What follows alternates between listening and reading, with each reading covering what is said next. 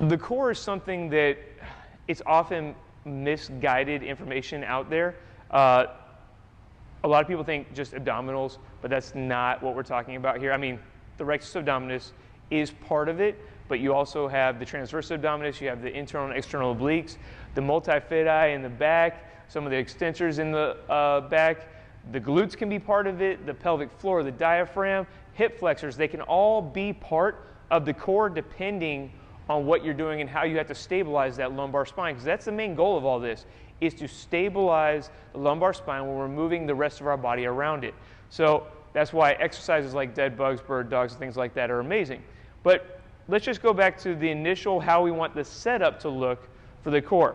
So a lot of times you see people, they stand like this, or they might have an issue with like what we might call anterior pelvic tilt, where the pelvis is tilted this way.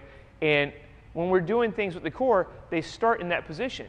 We actually need, if you look, the ribs and the pelvis at that point away from each other. I need to bring them to where they both point forward. That already engages the core slightly there. That is neutral position. That is where we need to start all core exercises from. Again, we don't want this, we need this, all right? That tilts that pelvis back into position, activates the abdominals. The glutes actually start getting involved, which, as I said, the glutes are part of the core depending on what we do. So let's take a look at a plank, which is probably one of the best core exercises out there. I'm not a big fan of crunches or definitely not sit-ups. Nobody does sit-ups in here. But let's take a look at a plank and look at it when it looks wrong and when it looks right, okay?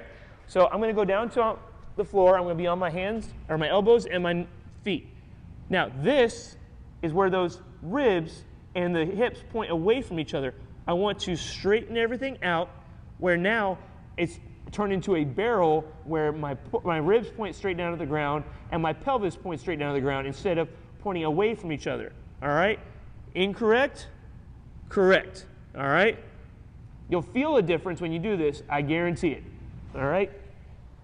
Start to feel your core out. Feel that position. Just standing up, feel that closing down so you know what to expect when you're doing that stuff, and that'll help you have better core stabilization and everything, and improve how your back feels.